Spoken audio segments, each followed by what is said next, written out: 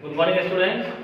In previous class, we have learned something about the planet Earth. In this class, first we are going to talk about some important points. The first point is asteroid. What is asteroid? Asteroid क्या होते हैं? सबसे पहले इनको जानते हैं.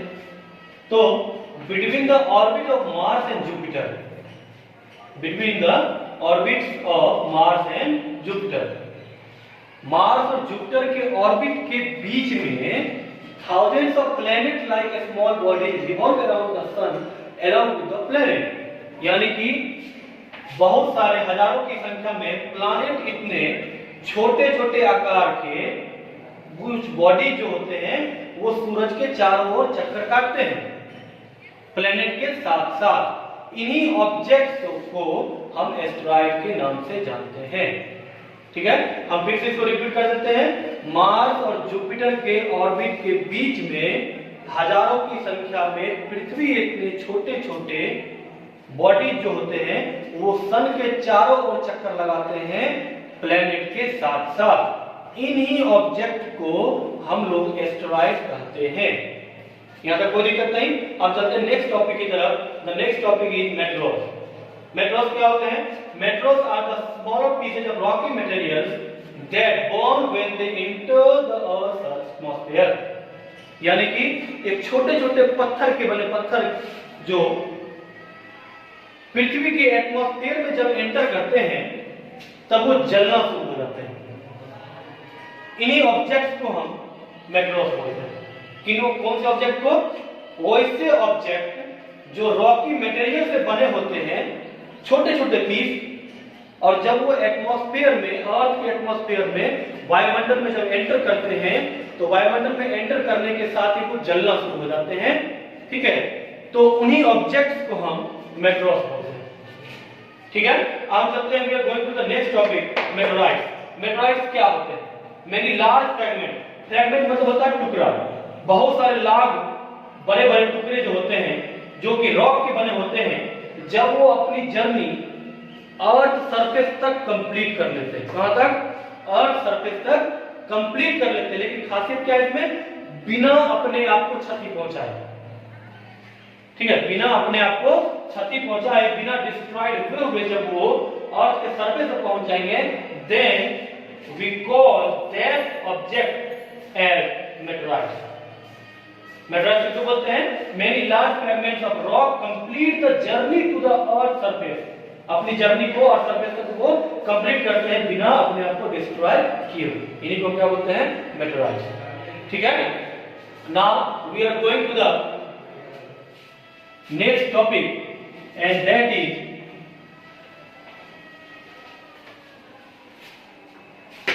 Satellite. क्या बोलते हैं? नेक्स्ट टॉपिक क्या है? सैटेलाइट.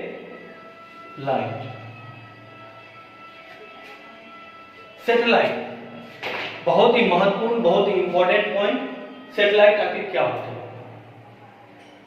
सैटेलाइट को हम ऐसे बता सकते हैं कि an object in space, an object in space, space की बात कर रहे हैं, which circle the other bigger object is called satellite. यानी कि स्पेस में जब कोई छोटे आकार के ऑब्जेक्ट जो है अपने से बड़े आकार के ऑब्जेक्ट के चारों ओर चक्कर लगाते हैं तब हम उन ऑब्जेक्ट्स को क्या बोलते हैं? उनको बोलते हैं हम सैटेलाइट. ठीक है,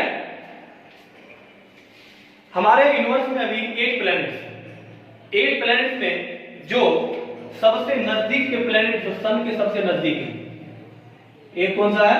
मरकरी है और दूसरा वीनस है. मरकरी और वीनस के पास अपना कोई भी नेचुरल सैटेलाइट नहीं है. किसके पास? मरकरी एंड वीनस के पास अपना कोई भी नेचुरल सैटेलाइट नहीं है. अर्थ के पास अपना सिर्फ एक नेचुरल सैटेलाइट है जिसका नाम है मून. क्या नाम है इनका? मून नाम. ठीक है, और बाकी जो अब 5 प्लैनेट बच गए, 5 प्लैनेट, उनके पास 2 या 2 से ज्यादा नेचुरल सैटेलाइट हैं. अगर हम सैटेलाइट की बात कर रहे हैं तो सैटेलाइट जो होते हैं मेनली 2 टाइप्स के होते हैं. एक तो होते हैं नेचुरल सैटेलाइट और दूसरे होते हैं मैन मेड। कौन से होते हैं? मैन मेड को हम आर्टिफिशियल भी बोलते हैं, ठीक है। मैन मेड को क्या बोलते हैं? Artificial. As the name describes, natural means the satellite which is given or present in nature. जो नेचर के द्वारा या जो नेचर में प्रेजेंट है उनको हम बोलेंगे नेचुरल, और जो मैन के द्वारा बनाया गया है, ह्यूमंस के द्वारा बनाया गया, हम लोगों के द्वारा बनाया गया है, उन सैटेलाइट्स को हम बोलते हैं मैन मेड सैटेलाइट्स, ठीक है। अब हम बात करते हैं कि मैन मेड सैटेलाइट को ह्यूमंस ने क्यों बनाया।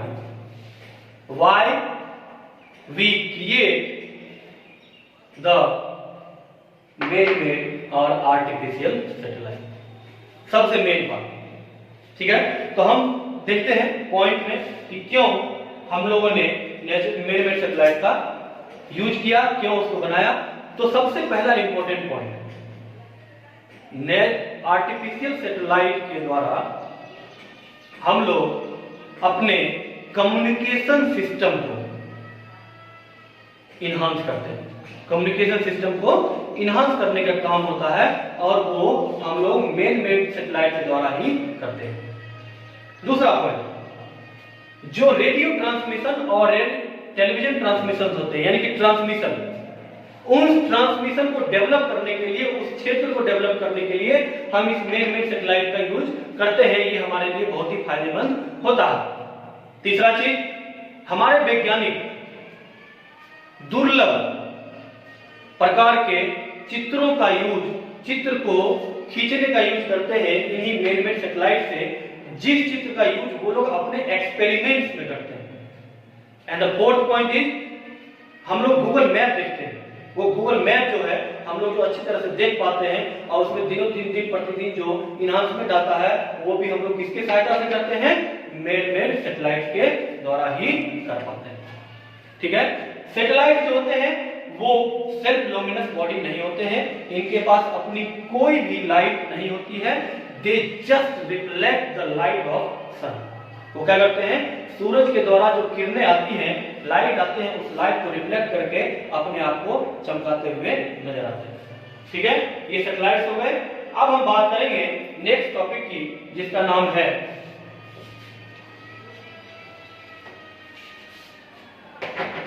The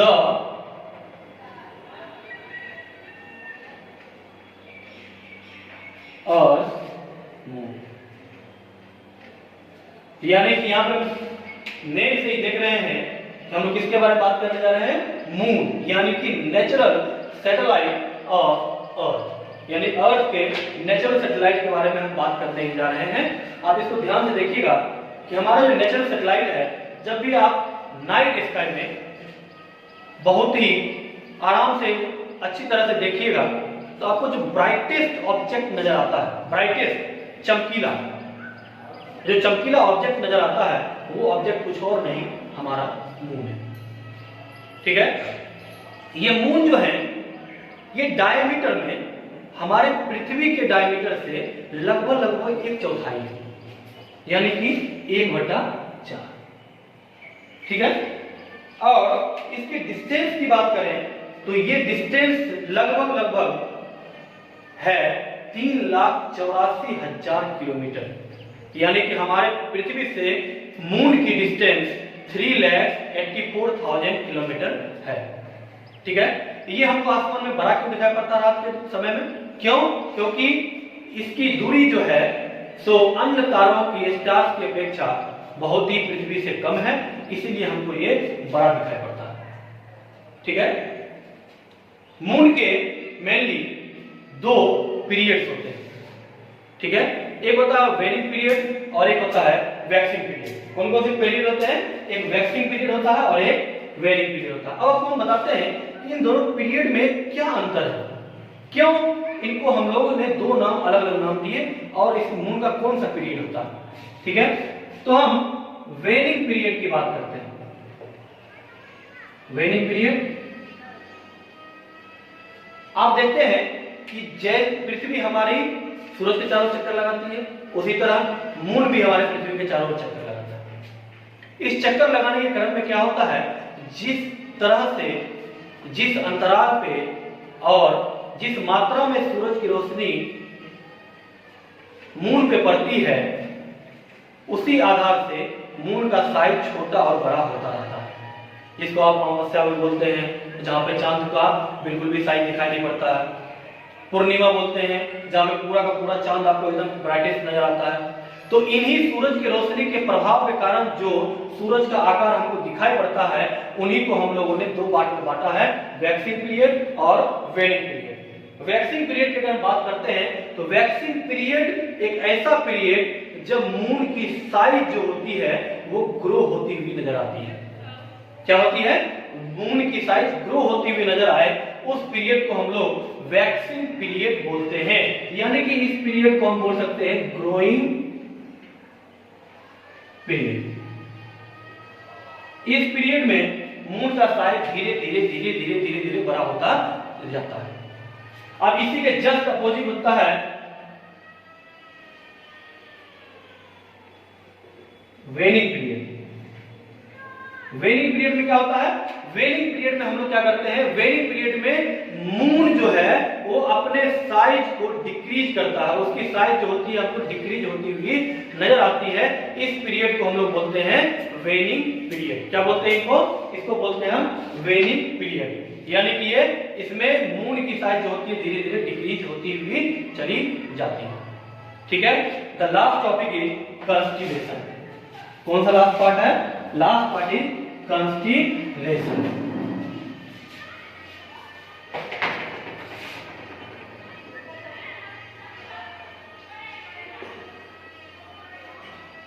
very simple topic. Constellation को हम ऐसे सिंपल वे में डिस्क्राइब कर सकते हैं, अ क्लस्टर ऑफ स्टार्स और अ ग्रुप ऑफ स्टार्स। ठीक है।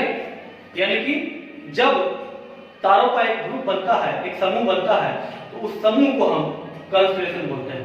आप इसको रात के समय में आसमान में जब देखेंगे तो आपको कहीं कहीं पे एक तारों का गुच्छा या समूह दिखाई पड़ेगा। उन्हीं समूह या गुच्छे को हम लोग क्या बोलते हैं? कंस्टिलेशन बोलते हैं। ये अभी तक हमारे वैज्ञानिकों ने टोटल 88 कंस्टिलेशन को बनाया है, या देख करके बताया है कि अभी तक हमारे यूनिवर्स में 88 कंस्टिलेशन है। इनमें से कुछ कंस्टिलेशन को हम लोग क्या कर सकते हैं, नंगी आंखों से यानी कि नेकेड आई से हम लोग देख सकते हैं। कुछ कंस्टिलेशन के नाम हम आपको बता देते हैं। पहले कंस्टिलेशन का नाम है Ursa Major, Ursa Minor and Scorpion. और भी बहुत सारे नाम हैं, हम अगली क्लास में इसको देखेंगे, नेक्स्ट चैप्टर को। ठीक है। आज आपका ये चैप्टर यहाँ पे खत्म हो गया। आप लोग इसको अच्छी तरह से पढ़िएगा। अगर आपको कोई भी दिक्कत आती है, कोई भी क्वेरी आती है, तो आप कमेंट बॉक्स में लिख करके हमसे पूछ सकते हैं। Thank you very much.